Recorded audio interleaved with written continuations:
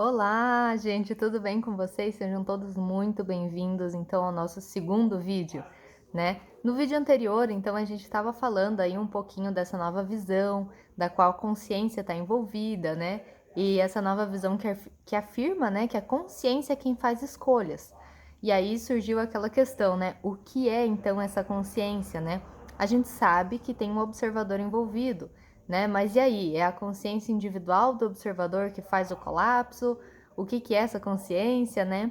E aí o Heisenberg, ele deu uma pista muito importante nessa questão, né? Para quem não se lembra, Werner Heisenberg, ele foi o co-descobridor da física quântica, então junto com Schrödinger, né, eles fizeram aí várias equações que são usadas até hoje, né, na física quântica, super importante. Então vamos lá, né? Vamos relembrar o que acontece quando tem uma medição quântica, né? Como aconteceu na dupla fenda. A gente tem ondas de possibilidades que se convertem em partículas da realidade manifesta, certo? Então, antes da medição, a gente tem apenas possibilidades e probabilidades. E com isso, os físicos eles têm um conhecimento muito vago, né? Porque só tem conhecimento das probabilidades que estão associadas às diversas possibilidades, né? Que são as diversas posições onde o elétron pode ser encontrado. Isso dentro daquela curva, né, que faz uma curva em forma de sino, como é a onda, tá? E aí, após a medição, que eles sabem exatamente aonde está o elétron, aumenta um pouquinho mais o conhecimento sobre o elétron, né? Então, o Heisenberg, né, ele disse que a gente tem um evento de transformação da probabilidade, né, em realidade manifestada. E essa transformação os físicos chamam de colapso, né? Eles dizem o evento do colapso.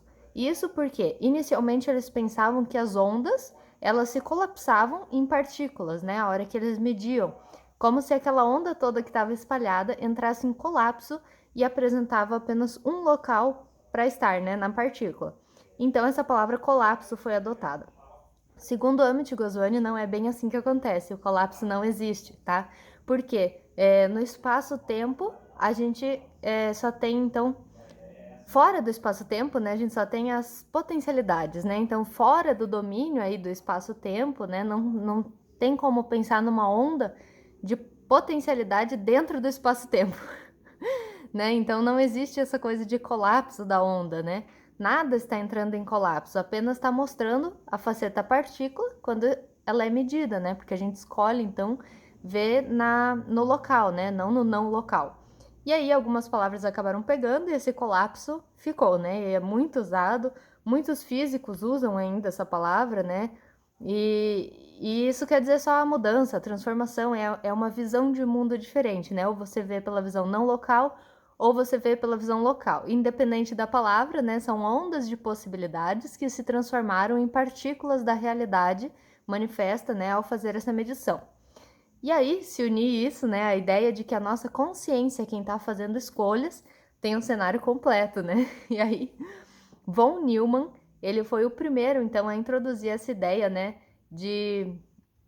Bom, vamos começar, né? O que von Neumann fez? Ele introduziu, então, um argumento, né, de que a gente deve levar em consideração quem que está fazendo escolhas, né? Essa nossa consciência, o que que é, né?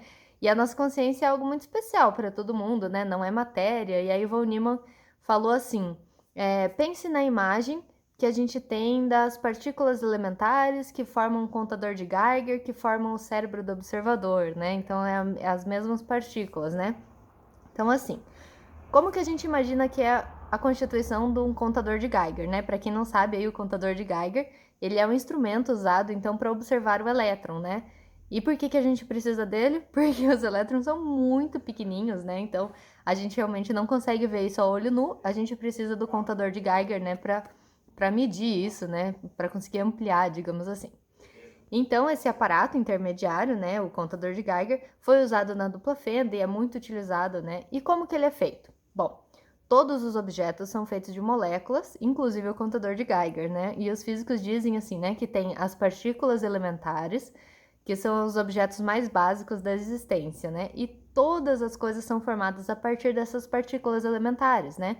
Elétrons, quarks, né? E elas formam então as moléculas, né? Os átomos aí, as moléculas que vão formar as coisas, né? Então, as moléculas que formam o contador de Geiger.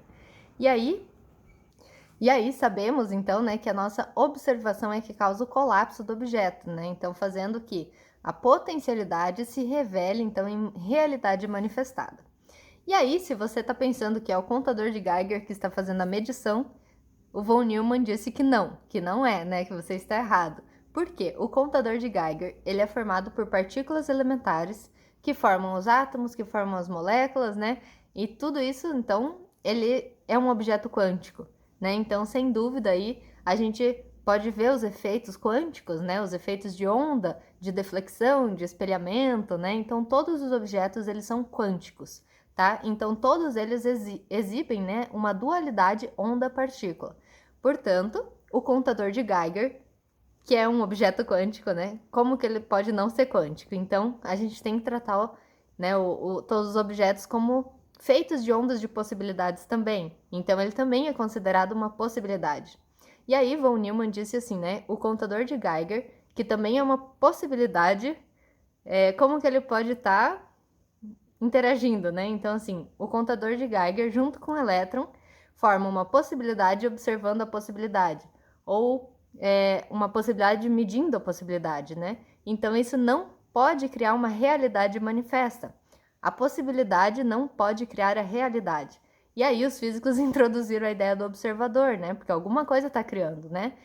E as imagens do observador que os biólogos fornecem, né? Os neuro estudam, né? Estudam é o cérebro. Então, o observador humano também é constituído por partículas, né? Partículas elementares, que são os átomos que formam moléculas, né? Tudo aquilo lá. E essas moléculas formam o nosso cérebro. Então, se o nosso cérebro também é feito dessas partículas quânticas, o que é o observador, né? Então, entra num paradoxo, né? Porque o cérebro, igual o contador de Geiger, ele nunca poderia ser capaz de causar o colapso, né, da possibilidade do elétron, né, ou da potencialidade desse elétron em partícula manifestada, do elétron observável, né, medido então pelo contador de Geiger. Mas aí, quando o observador, né, escuta ali o barulho, né, do contador de Geiger, o tic-tic, ele nunca consegue verificar realmente se o contador de Geiger mediu ou não, certo? Mas aí, com isso, né, von Neumann, ele estava certo, né, em falar que o contador de Geiger é uma potencialidade, e essa potencialidade nunca poderia causar o colapso, né, porque a potencialidade, junto com potencialidade, nunca pode colapsar realidade manifesta, certo? E aí, esse complexo aí foi chamado de Teorema de von Neumann, tá bom? E aí entra, né, aquela questão do observador humano, o que é diferente, né? O que tem aí quando o observador humano olha, quando ele escuta o tique do contador de Geiger, né? Ele acredita que o contador de Geiger realmente está detectando o elétron, né? O elétron foi detectável e ele foi um fruto de um colapso, né? Se está detectado, então um colapso aconteceu.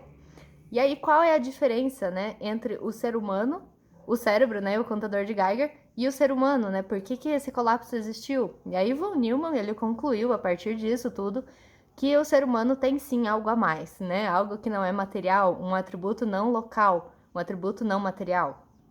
E esse atributo é a consciência, certo? Então, o que nós seres humanos temos diferentes, né, dos objetos inanimados é a consciência. E nós temos, né, a consciência de que nós existimos, nós sabemos que existimos, né? Nós temos aí o conhecimento de que nós existimos, né? A gente não precisa que ninguém nos diga que a gente existe, né? A gente sabe que a gente existe.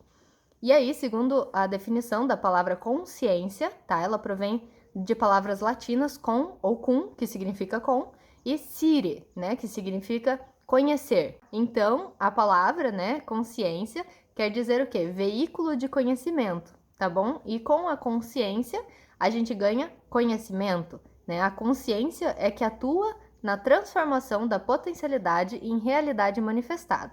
Portanto, faz sim muito sentido dizer que é a consciência que está envolvida, né, nisso tudo. E faz sentido também dizer que essa coisa extra, né, que o ser humano tem, de fato é essa consciência. Mas como que é isso? Né? A consciência é algo que está separado de nós? Ou essa consciência é a nossa própria consciência? É uma consciência individual, né? Cada um tem a sua? Ou seria isso uma consciência de Deus, né? E von Neumann, ele não definiu muito bem essa questão, ele só disse que era uma consciência. E aí entra um problema nisso, né? Porque se a gente disser que trata de uma consciência não material, uma entidade dual, se tem aí um problema.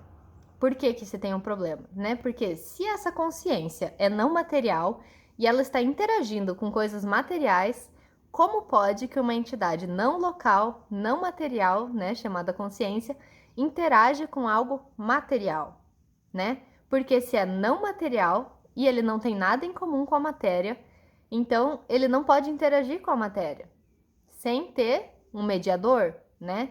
Então, esse mediador, ele deve exigir um sinal. E aí o problema fica mais sério, né? Porque os sinais, eles contêm energia e os físicos sempre falam assim, olha, toda a energia do mundo físico é sempre a mesma, né? Isso chama a lei da conservação de energia.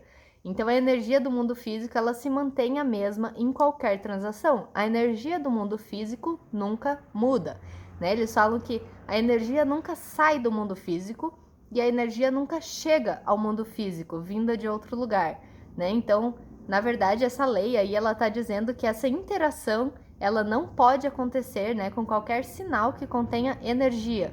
E aí, ficou meio empacado, né? Então, tem que ter uma explicação sobre isso, né? Como que funciona, como que essa consciência interage na matéria. E aí, eu vou te contar um pouquinho mais no próximo vídeo. Um beijo, eu amo vocês e até sempre!